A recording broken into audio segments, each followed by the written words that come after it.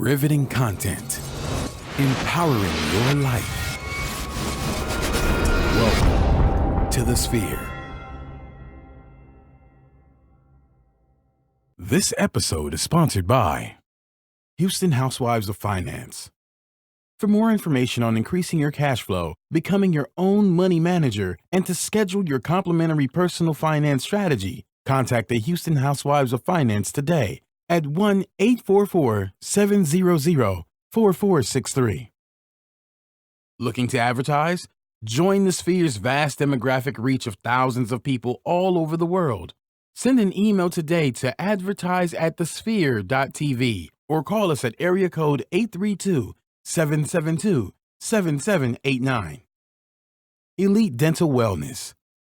At Elite Dental Wellness, Dr. Ashandra Batiste understands that one of the biggest obstacles is dental fear. The vision at Elite Dental Wellness is to ensure every patient is treated with respect, ultimate care, patience, and love. Call us today to make an appointment at area code 713-789-8680.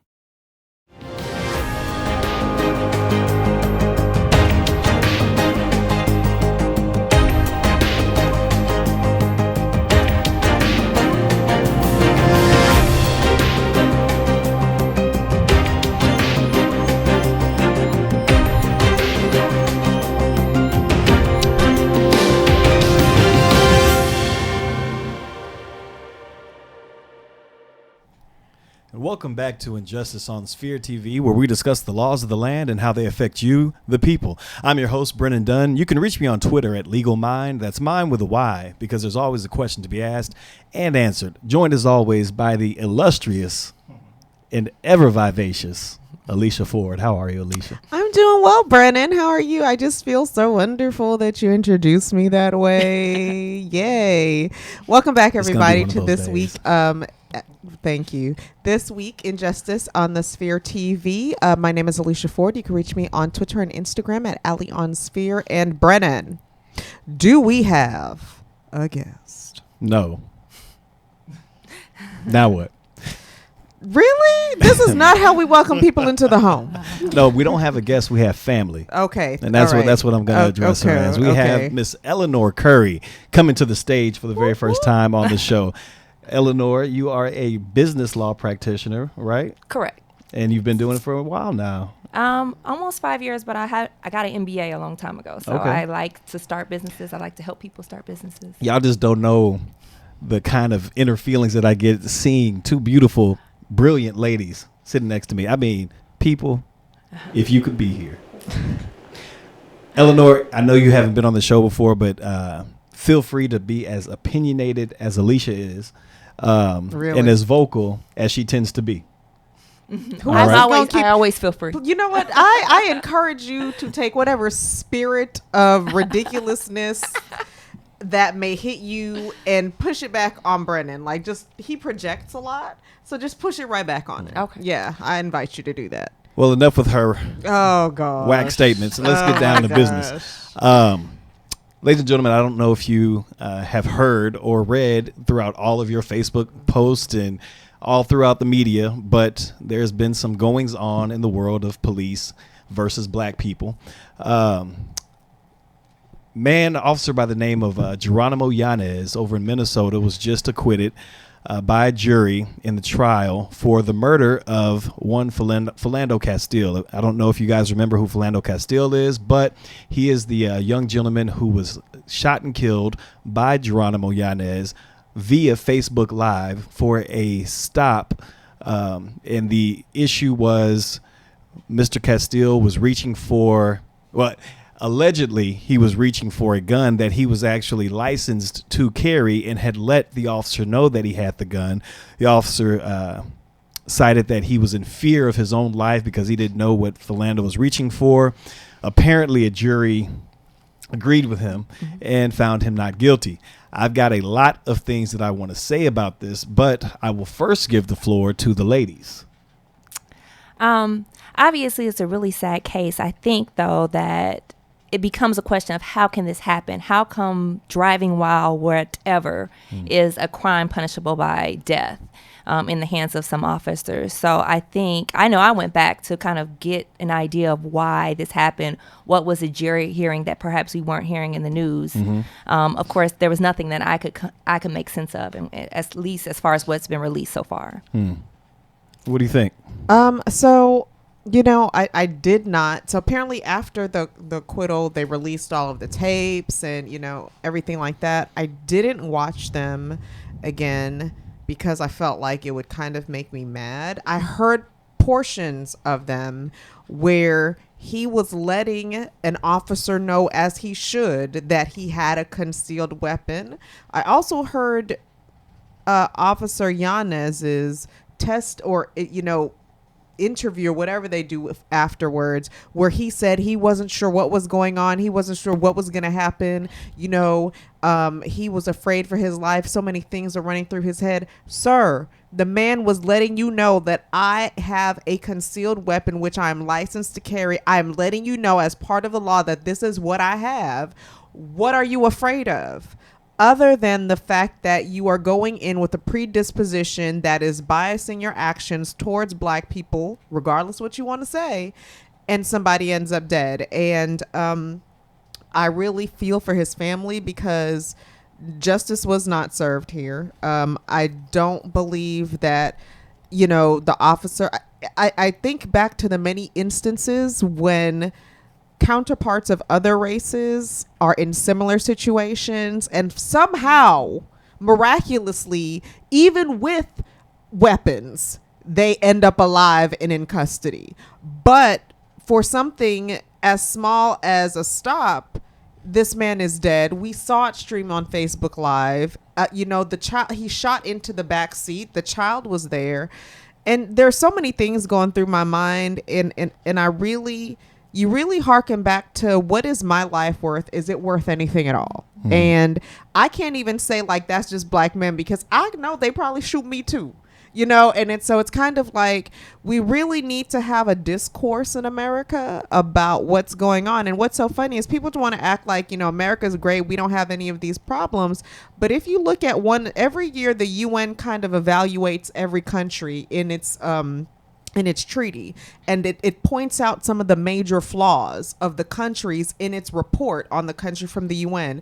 And one of the major flaws that the UN found about America is the interaction between police officers and black Americans. They found this as a subject of contention and something to be aware of that happens as something bad in America. I mean, the United Nations looked at our country and said, this is going on here. You need to be cognizant of the fact that there is some kind of contention between the black population and policing. So, I mean, it's not just us who sees this. It's not just us and, regular black Americans or whomever else is choosing to watch, pay attention or not. But a lot more people are taking notice. I just hope that at some point we are able to take a voice and do something more. I don't know what that more is yet. I don't. And I hate to say, you don't want people to keep dying for somebody to finally think of a solution. Right. So, well, they did release the dash cam, and I think you see how quickly this interaction is. So for the jury to have seen this several times, you realize just how ingrained this fear of black people, black men especially, is, because very quickly it went from show me something to 7 shots being fired into a window of a car. So you think in that split second, and then for the jury to see it and say, you're right, I would have been afraid that this black person was going to shoot me with a child and a woman in the car. There's so many circumstances, so many, to think that people would just be like, okay, like I'm gonna be cool with somebody shooting at the cops and I'm in the passenger seat and my child is in the back. Like you couldn't even look at all facts and circumstances and say, hey, like, nah, I don't think it's gonna happen the way I think it is. But it's just, it's life, and unfortunately you don't want to have to relegate it to such a simple statement, but this is the America we're living in right now. And it's not when you say it's life, it's not a simple statement. It means everything. This particular case really, for lack of a better term, had me in my feelings for a little while. I was going to make a Facebook post about it and go do a video, but I thought I'd just wait till I got here today to talk about this. This is one of those where it epitomizes and highlights where we stand in America and where we stand as black people in America. You look at the statistics on this. Last year, you had over 950 killings by officer-involved shootings. Of that, 34% of those were of unarmed black men. You're three times more likely as a black man to be shot as an unarmed person than a white guy. Black men make up 6% of the population, but accounted for 34% of the unarmed shootings by police officers. That to me highlights and epitomizes how much we don't matter. And when you use a phrase like Black Lives Matter, it's not a slogan or mantra or a call to arms. It's a reminder, because we are forgotten that we actually matter. And it's and you see it every single time that you see one of these officer involved shootings that goes to trial or doesn't even ever get to trial because a grand jury decides not to indict. They want black people in America to act a certain way, be a certain way, but they're not willing to concede anything on their side. If you want us to act right and do the good thing, then you should be doing the exact same thing. You should be training cops to appreciate the fact that we are just as human as the next person. But they don't do that. And then on top of that, you look at us and how we're viewed and pictured. They give us the face of a demon and the body of a monster, and then put that out as who we are in society. When one of us does something wrong, we all do it. It's for all of us. A white woman clutches her purse because she heard about somebody else that did something, not knowing that white people are more likely to have harmed her than a black person ever will statistically. So no matter what we do, no matter how many statistics come out about us, we still are the villain in every situation. We are considered the thug, while the white person is considered mentally ill or mentally disabled. And there's a lot of issues in this that I think are highlighted also. I think there was a lot of failures in this. I think at least 3 different types of organizations failed Philando Castile in this. You got the systemic failure, where we talk about the system as a whole is not designed for us to be protected and to thrive. Then you've got the failure of the police as a body, because they aren't training these guys with the kind of reaction, passion, and wherewithal to deal with people that look like me. And then there's a whole nother segment that I think failed us that we don't even think about, and that's black people. And what I mean by that is you have this jury that was made up of 12 people. 3 of those people were African American. You can't tell me as a black person that any black person in their right mind should have been willing to find this man not guilty. Every single member of that jury had an opportunity to make a decision of their own choosing without being swayed by any other person on that jury. It's what happens is you get a hung jury, which we'll talk about that in a second with another case. But every black person, I think, had a duty to stand by this other black person who can no longer speak for himself, stand in the gap for him and say, we will not let this go quietly. We will stand by our word and hang this jury if need be, and rinse, wash, and repeat again on another trial until we find something that's going to work in his favor, his being Philando Castile and every other representative black person out there. And it happens in every single one of these cases. You talk about the Shelby police, the officer over in Oklahoma, forget her last name. Okay. Yeah. But again, that was another one where you had at least, I think, 2 black people on there, failed again by black people. Yeah, that's okay. Guaranteed. If you look at the history of this country, all white juries were convicting black people regardless of the evidence. Even if the evidence didn't point to guilt, guess what? We're going to make sure we get this one off the street. And when it came to a white person killing a black person, these all white juries said, no matter what, this white guy isn't going to jail. We don't have that same mentality of making sure that we protect our own at any given cost in this country. our individuality, the individuality that we fought for, almost works against us because we no longer have a collective sense of us in America. And I think that's highlighted here. And I'm just disgusted by where we are right now. I think it's a sense of us, but I think as a person, people who talk about human rights, and I think often we get wrapped up in the human rights issues, supporting other causes, but who else is outraged? Black people are outraged. Black men are afraid of being pulled over by the police, but who is supporting us? It makes you look around to your neighbors or to your coworkers and say, why doesn't this piss you off? It makes me mad. And I think so. It's kind of when you said, and I only took issue with one thing you said, and it was if you want us to act right. I'm sorry, what is acting right? You know what I'm saying? Like, there is no such thing as us acting right in this society. In essence, it's people doing whatever that person with free will chooses to do, regardless of race, creed, color, whatever, sexual orientation, religious preference, whatever. So, and I think that's part of the problem. They're imposing some kind of standard upon us, which, is especially for Black people. We need to get this together when everybody else is just a human. If somebody else acts, out of accord with the majority of the country or the other of the country, then it's just that one person acting in a lone incident. But as you said, when it's us, it's, oh, all Black people do this because that one Black person did this, but we don't transfer that or impute the actions of one white person to all white people in the sense of the criminal justice system, as we do in the sense with Black people in America. I agree. And there's somebody that commented on here, Vernon Blantz, and I'm going to get to you, Vernon, in just a second. But first, we got to make sure these coins work for us and not against us.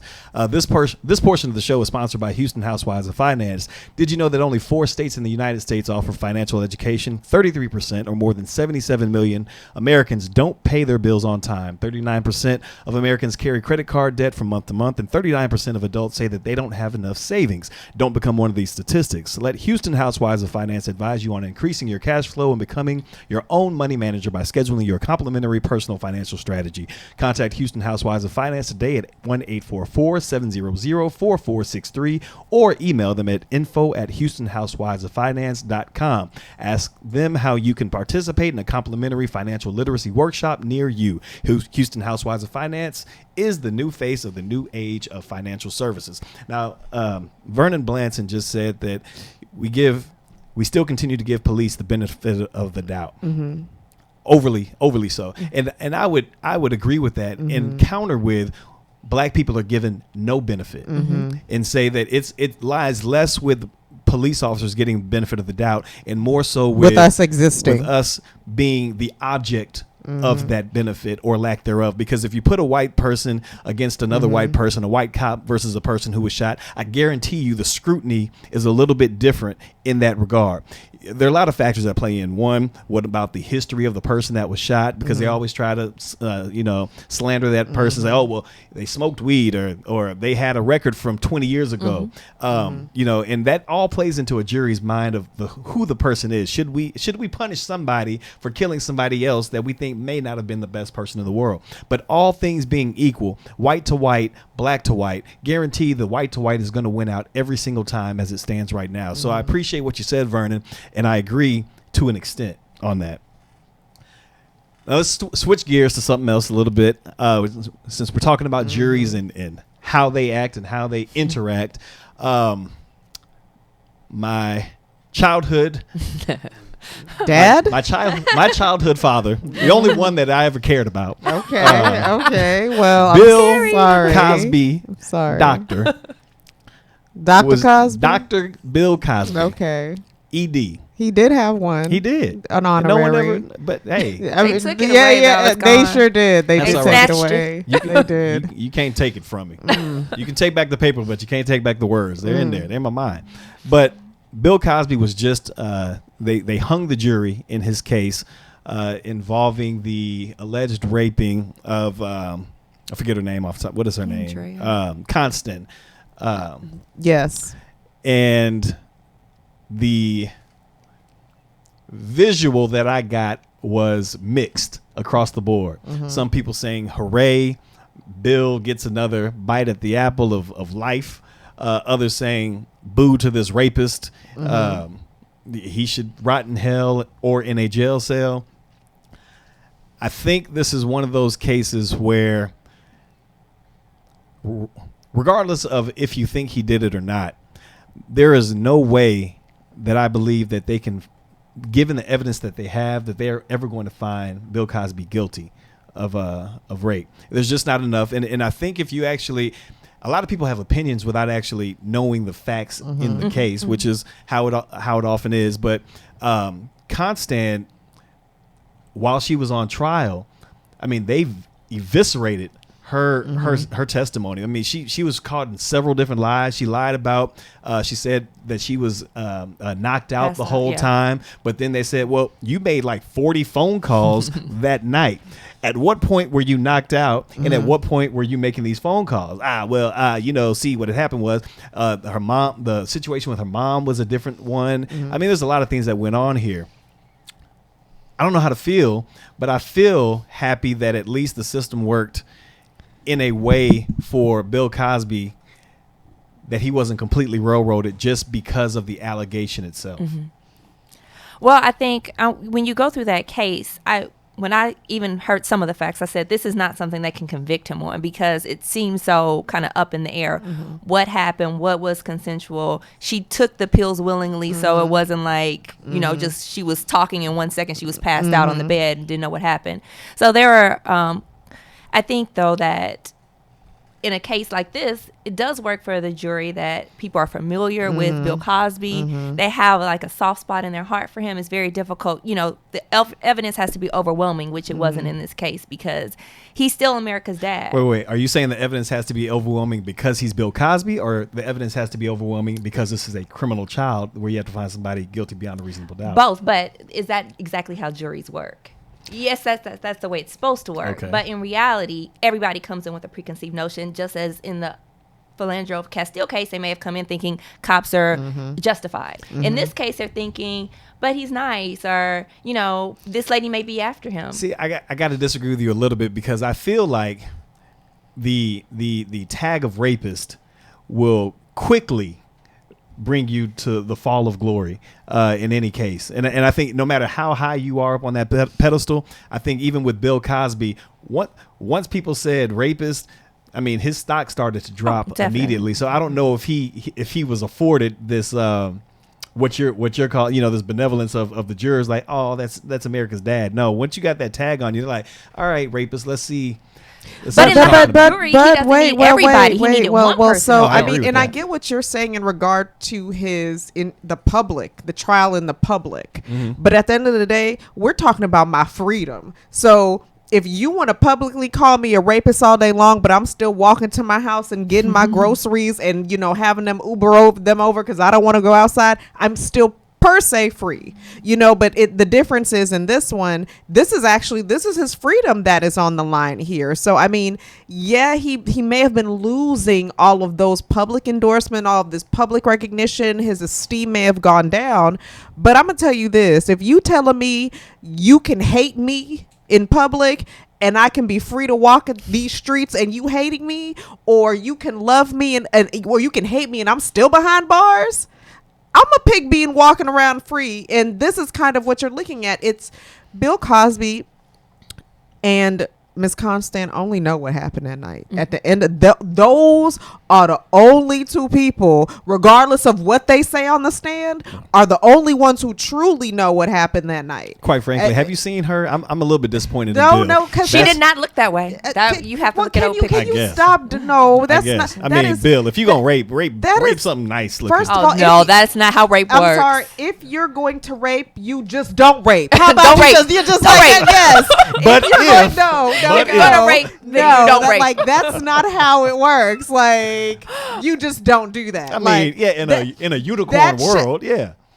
But We got a lot of horses out here. Okay, so obviously, like the horse shit that you're telling me now. So I'm just saying that in regards to this, like, we still don't know. It did work in his benefit that, you know, he had an effective counsel. He had people who really vigorously defended his case and really went ahead. I'm not going to sit here and opine on if she's right, and I'm not going to opine on if he's wrong, because I'm going to tell you in the sphere of my mind, I don't really shout out to the sphere.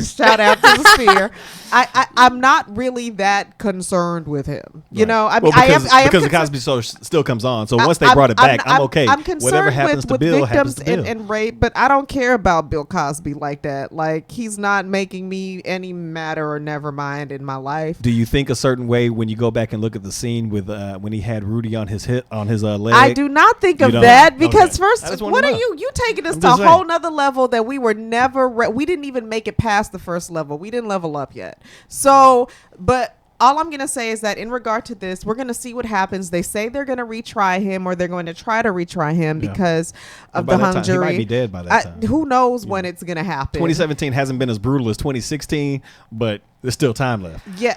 Oh gosh. But either way, let's just see, you know, and this is just to address this one fact. Am I in no way diminishing the outcry of a woman who says that a sexual assault was brought against her? Like, I don't want it to be thought that I'm sitting here like, well, if they didn't do it, if they didn't prove it, he didn't do it. I'm just saying I can't opine on these facts because I don't know. I don't know. I do miss something about Bill Cosby outside of the Cosby Show, and I think he was a very vocal advocate of where he saw black people failing. Yeah. And that was initially the first thing I thought when the first case came up. I thought they were trying to knock him off this space that he was in at the time that was really like, we need to do better as a community. We need to do better as black people. And I felt like he was a face of that. And so that's why initially when the first kind of case came up, I was suspicious because I think it's easy to tear someone down when they're giving what to me was truth. He was being truthful with black people. And I think a lot of leaders are unwilling to do so. So you think this was a conspiracy against Bill? I don't think it was a conspiracy. Okay. I'm saying initially I was concerned that it was. Fair I enough. think. So let me ask you this then, Eleanor. You got Bill Cosby's wife sitting here. She actually was with him on the last day of trial. As a guy, so from a layperson guy perspective, if I'm a juror looking at this, I'm looking at it like, well, Camille's been with him for as long as we've known the name Camille. So obviously she has known about these alleged transgressions over the course of decades.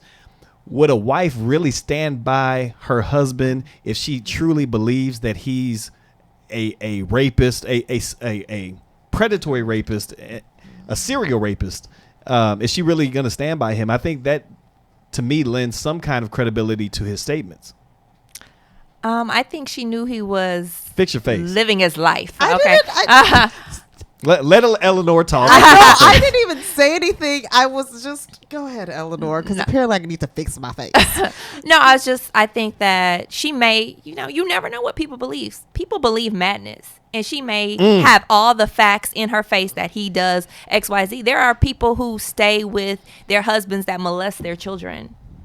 So you can't step in someone's mind. That is true. And what we're going to ask that everybody who is watching right now live on Facebook, we're going to ask that you subscribe to our show on all major platforms, including Stitcher, SoundCloud, iTunes, and all of the other major providers for our streaming service, and the sphere.tv.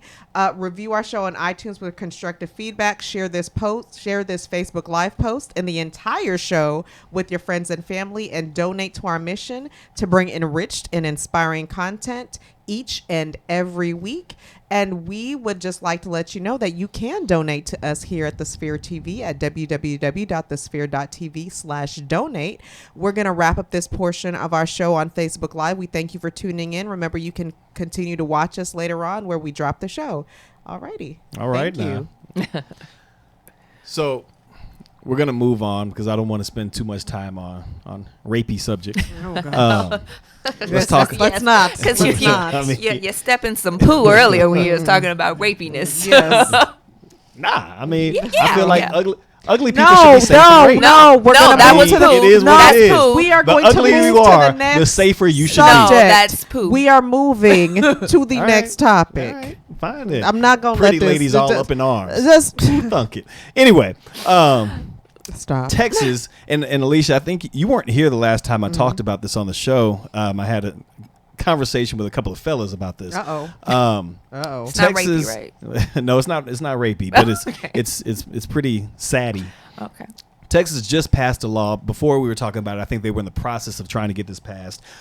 Just passed an adoption law that says, in effect, and I pull up a quote: a child welfare service provider may not be required to provide any service that conflicts with the provider's sincerely held religious beliefs, meaning that adoption agencies can now discriminate against putting a child through adoption based on if they don't like homosexuality, if they don't like Muslims, whatever they feel goes against their own personal religious beliefs as an entity, they can stop. So basically this is legalized discrimination for the purposes of keeping a child from a loving home.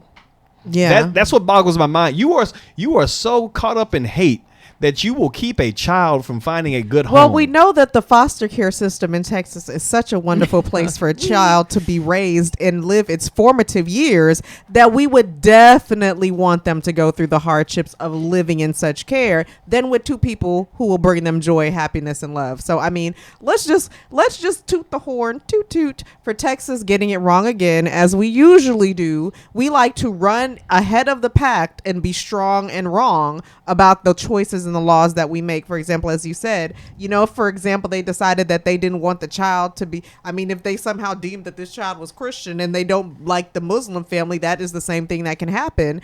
And, that's a real problem, because at the end of the day, when you're thinking of placing a child, you're not thinking of, is this child going to be a Muslim?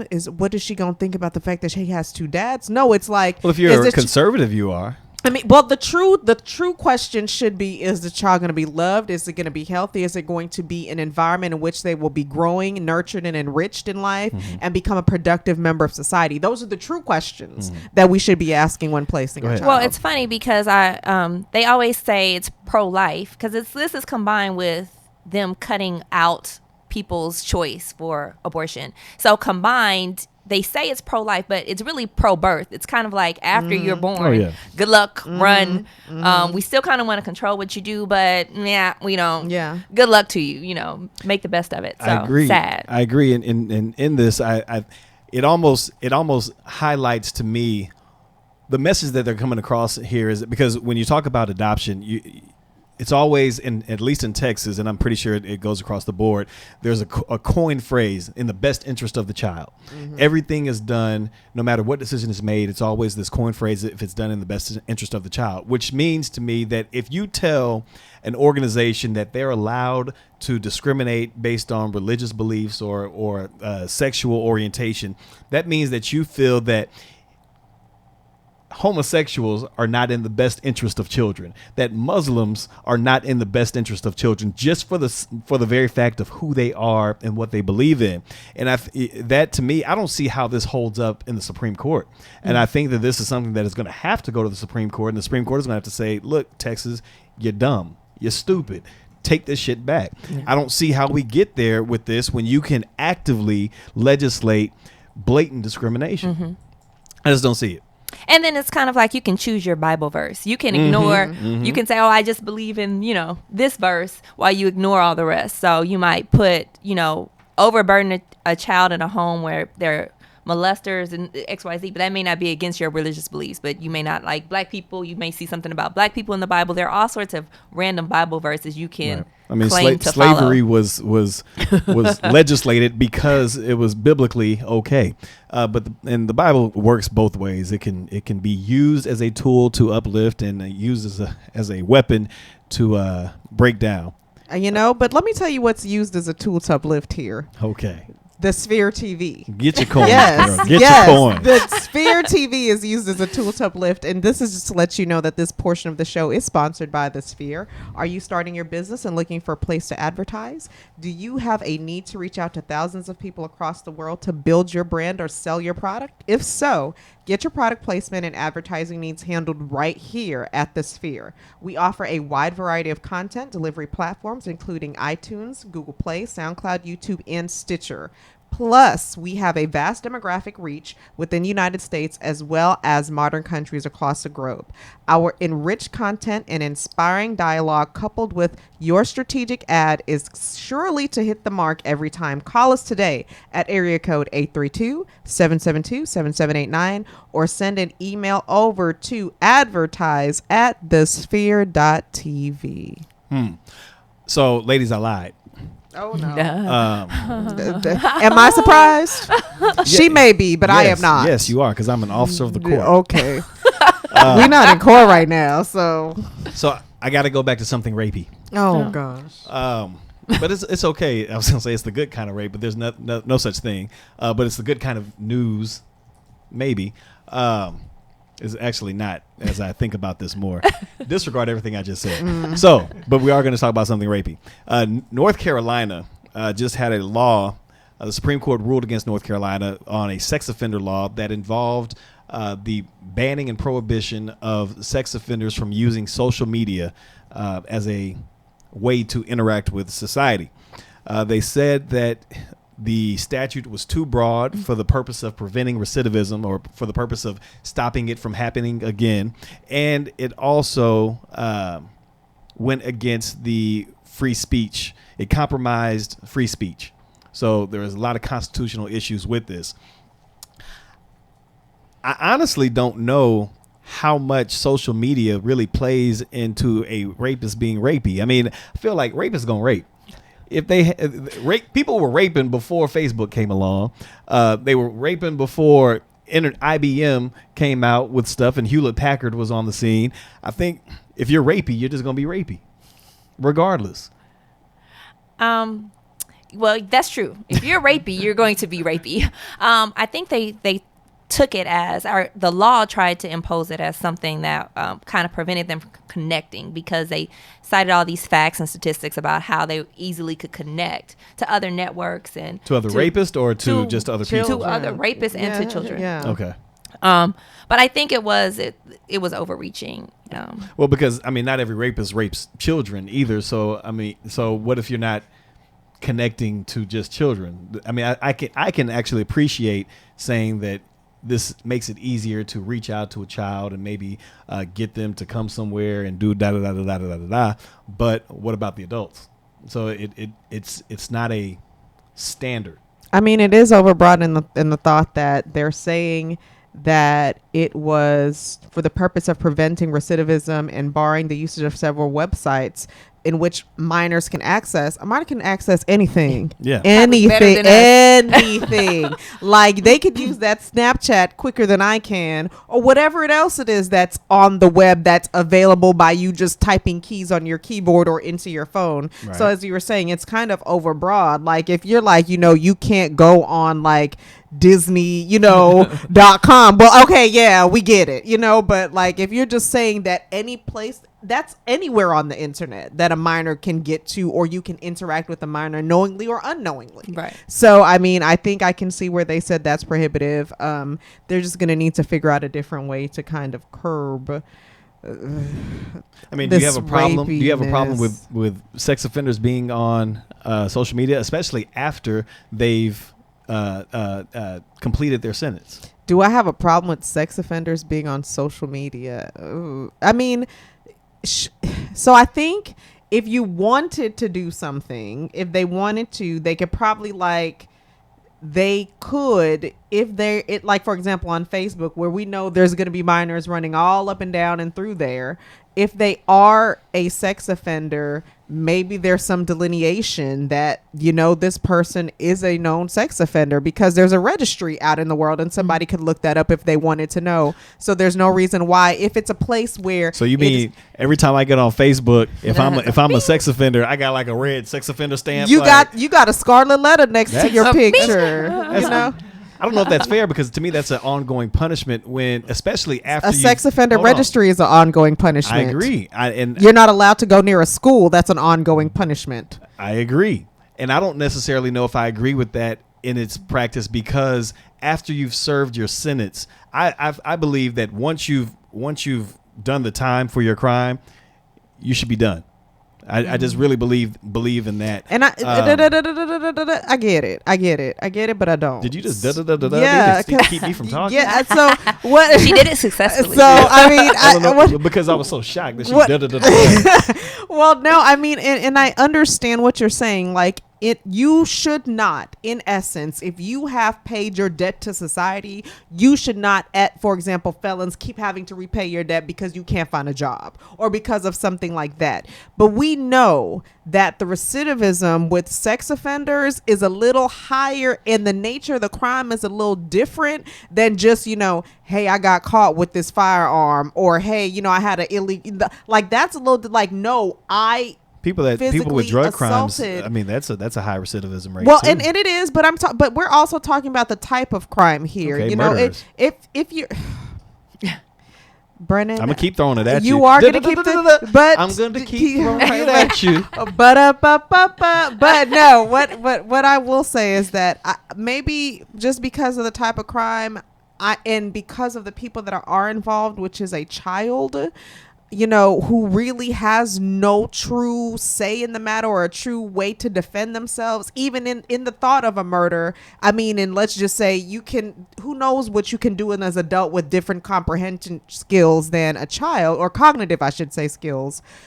I just feel like, you know, maybe if they put like that scarlet letter, and I'm not talking about a scarlet letter everywhere you go on the internet, but if it's like, if you know that teens use Snapchat, teens use everything. But no, we're talking about this social media. So if they use RedTube, but they use Snapchat, they use Facebook, and they use, what is it, Twitter, and then I don't know what else they do out here. And so I mean, if you say, you know, with those, just jump in. It's more like it's a make believe world though. So who's to say, if you're the person charged with monitoring this, that someone doesn't just make it up? Like, okay, you put the red flag by my name, but now I'll go make up another account or use my cousin's account. Yeah, I mean, they can still do it. Criminals are smarter than regular people. Well, and they're dumb enough to get caught, but they're smart enough to always figure out a new way of trying to get caught. And I'm not saying, but I mean, even sometimes it's just you're making the effort. You know, I can't control you, and I sure as hell don't try. But that's a lie. You're right. You're right. I got 5 instances of this show. Oops. But I made my best effort, and nobody can fault me for making my best effort to control you and your nonsense. Right. You know what? I'm gonna just take a break right now and get some coins, because I think we need it. This portion of the show is sponsored by Elite Dental Wellness. At Elite Dental Wellness, our vision is to create a welcoming practice that will offer exceptional dental care and a lifetime of dental wellness.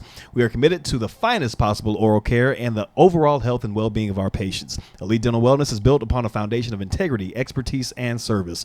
Through our commitment to modern dentistry, continuing education, and friendly atmosphere, we strive to make our patients feel that they are a part of our family. Dentistry can be scary, daunting, and uncomfortable. Dr. Baptiste and her team work tirelessly to ensure your comfort. Make your appointment today with Dr. Ashonda Baptiste at Elite Dental Wellness at 713-789-8680.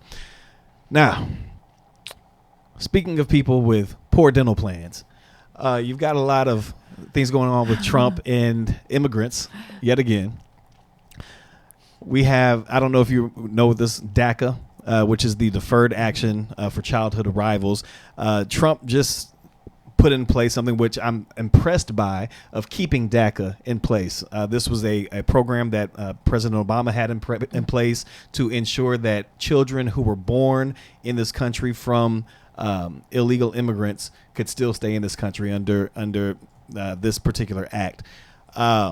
However, they've also rescinded the other Obama era policy, which is DAPA, which is the Deferred Action for Parents of Americans in Lawful Permanent Residence.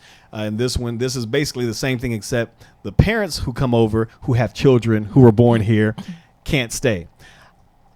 I don't understand how you let the kids stay, but then you don't let the parents stay. To me, all that is a backhanded way of saying, well, we can still get the kids out, but still make it look like we were nice and did some kind of liberal leaning activity. That's exactly what it is. It makes no sense, because a lot of these children, if they were born here, they have no other family to go to. Who are they turning to? And for me, what my concern is, if a child is being protected by DACA because they have to register for this every 2 years, then isn't the natural assumption that they have illegal parents? So it kind of becomes like an easy way to point out if you are eliminating people who were protected by DAPA.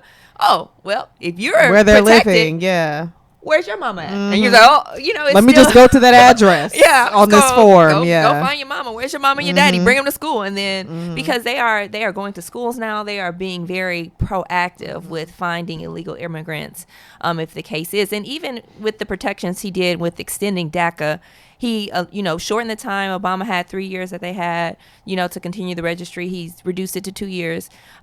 In the, kind of witch hunt for people who are criminals or whatever they're claiming it is. But really, it's just an easier way to get people out. Oh, your 2 years is up. They may or may not renew it. So it's still a very frightening thing for the children and their parents.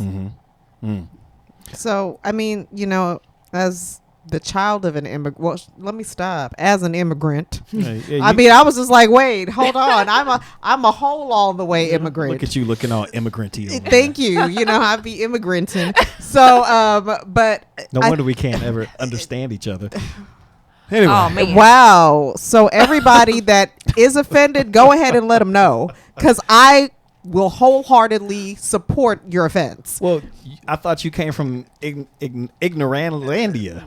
No? No, you can. That's made up. Is it? That's not because even a country. You say is so ignorant to me. Okay. That's what that fell flat. It's all right. Okay. We all fall short of the glory. And you especially.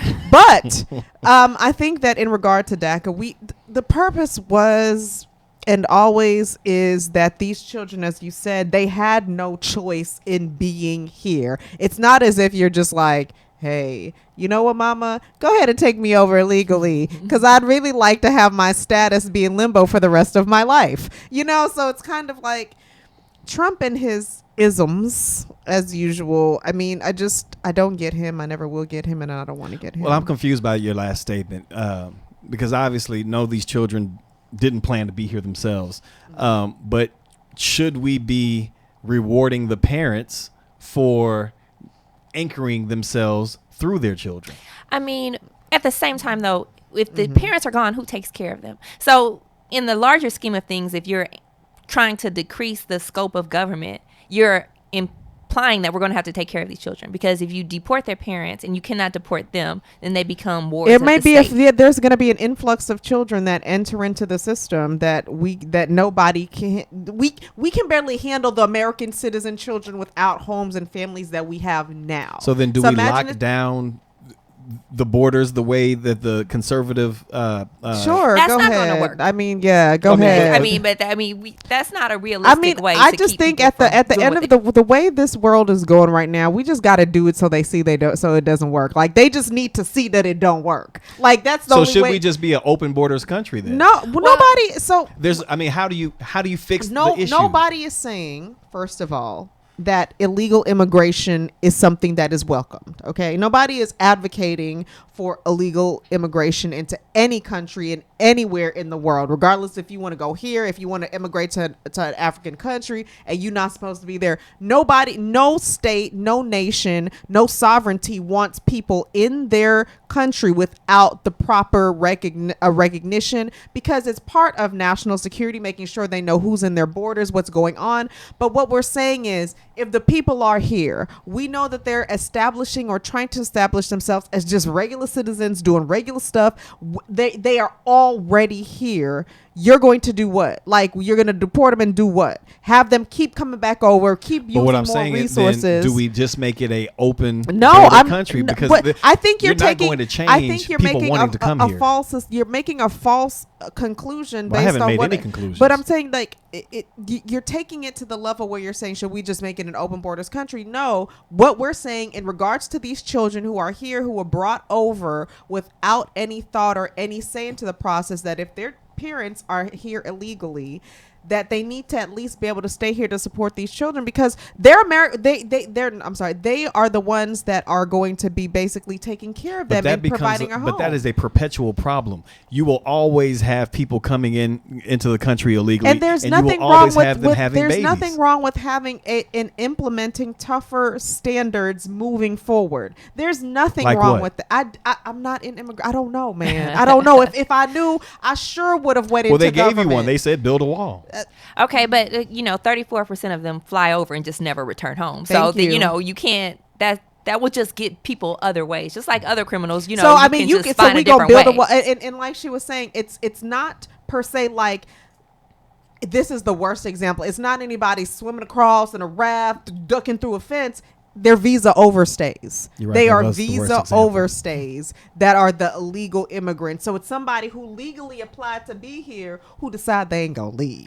Like, that's just really how it works. So for the most part of what we're seeing here now, it's not like we're not seeing like those refugees as you see in other countries, like in Italy or any southern parts of Europe, where it's literally like people coming through the borders from the tips of African war-torn countries. That's not what we're seeing here. What we are still seeing not just people that overstay their visas. We are seeing I'm saying California. I'm saying our influx of illegal immigration is not in that manner, but as you were saying, it's like you come here, you stay here, and you supposed to leave. For some. Okay. And she said 34%. There's still 66% others that are still, as you said, but that was swimming. just from Mexico. Okay, so but the only borders we have are Mexico and Canada. Well, to be fair, the only people that conservatives are worried about coming over here illegally are Mexicans. Let's just be clear about that. We don't harp on any other type of illegal immigrant other than Mexicans. Syrians. That's a new issue. Well, but there was no other issue, and I just gave you an example. I stand corrected. All right, now Alicia Jr. coming in. Oh my gosh! But to be fair, Mexicans make up the majority of the angst that we have against illegal immigration. Mm-hmm. So these are the people that. How do you keep them out? Because they are going to continue to until America becomes a place that's unpalatable. People start losing jobs. Cable goes out. Air conditioning becomes something that you got to pay $500 a month for. They are still going to come over here. So for me, it's like you either say, you know what, you win, but now we're going to put in some new implementations to have a better relationship with the people that are coming in, or we take this more dogged approach and these walls and whatever else that go on, which I think is counterproductive. I mean, I think the question too becomes, once they're here, what is a process to become a citizen? And for many, it is very expensive and very confusing. They just don't understand the process. If they cannot hire an attorney, then they just end up. I did not become a citizen until I was 21 years old. And so you at 22. Still surviving. Why, thank you. 100. So anyway. But I do agree that that there has to be a change. Yeah. I just don't know if it's better to change for keeping them out or change for just letting them in. And I personally believe that letting them in is the better way to go, because then we can say we respect what you want. We appreciate that you want to be here with us. Now let's do something to make this work symbiotically. Mm-hmm. Yeah. And okay, so what I think you're asking for is a progressive society. A progressive society, and we don't have that right now. Well, no, because black people are still dying in the streets. I mean, in essence, for what you're saying to work, we're going to need a lot more. Society. But maybe hear me out. Mm-hmm. Maybe if we let in more Mexicans, that takes the heat off of black people. That's not how that works. No, because then they just become white people. No, because you have to understand that, like, yeah. Did you know that on applications it has Hispanic and white are considered the same thing. Yes. You have to say white, non-Hispanic, or black. It's either black. If you put Hispanic, it in a lot of cases they qualify it as white, and I think that also goes to that division that they try to separate. Black being so adverse to what it means to be popular in America. You know what? It's just jealousy takes so many forms, and I just have to say they just wish they understood for 1 second of their lives what it meant to be black. Well, that's just me being pro-black. They've actually changed like Middle Eastern. I've heard from a friend to white. You are so right, because I do find that Middle Easterners do consider themselves, if they're filling out a form, they've white. Changed the definition though. Oh wow! They've changed the definition of white to include them. Yeah, and they're just a spit away from being one of us. They are not a spit away. They are us. Come. Well, here we go. Here we go. I agree. I didn't have to say it. When you say Middle Eastern, because I'm thinking of Africa at the top of the horn is still us, but you've got a whole nother Berber section, because I've talked to, when I was over in Morocco and I've been in Egypt, talked to them. A lot of the African Muslims will say, I am a black person. When you go over to the Middle East, being Qatar, Saudi, they're the ones who kind of separate and say, well, we have a different Mongolian background to Sure you us. do. It's all from Africa, though, because look, I mean, white people they act from like Africa, Pangea didn't exist. Like, let's just stop here. Let's just act like, this was never connected in one big landmass. Until white people actually cop to the fact that Jesus was black, we will never. Oh my gosh! What you mean he's not doing. these Italian people they kept painting? My Jesus had nappy hair. Okay. He was a 4C. Okay. You don't have a white baby Jesus. So No. He's too clear for me. Oh my god. Anyway, ladies and gentlemen, I think that our time is up on the show today. Eleanor, it has been a magnanimous pleasure. It has been a great experience for me too. Guys. Oh So yay! thank you. We're happy that you're here. Alicia, it was what it was. As usual. Ladies and gentlemen, I hope that you've enjoyed the show. Please make sure to watch the show each and every week. We are on iTunes, SoundCloud, Android, Google, Stitcher, www.thesphere.tv, everywhere you want us to be. Every Wednesday evening, we will drop something for you to watch, read, and share. That's our time. I'm your host, Brennan Dunn. You can reach me on Twitter at LegalMind. That's mine with a Y, because there's always a question to be asked and answered. Alicia? And my name is Alicia Ford. You could find me at Ali on Sphere, Twitter, and Instagram. And Eleanor, how can everybody find you? The easiest way is to reach out to us on Instagram, and it's ace_law, at ace_law. Awesome. And that's Ace with 2 C's? Ace with 2 C's. All right. So it's SC. No, don't. It's ace_law on Instagram. ACC. Thank you. ACC. Thank you. God, well, everything don't have to be. Don't run the people off. Gosh. She's going to be back. You're going to be back, right? Perhaps. Yeah, thank you. My point. We did too much rapey talk. All right, we'll talk about something less rapey next time. Less rapey. With that said, we'd like to thank you for tuning in this week with us, and we'll see you next time. Indeed. Have a great day.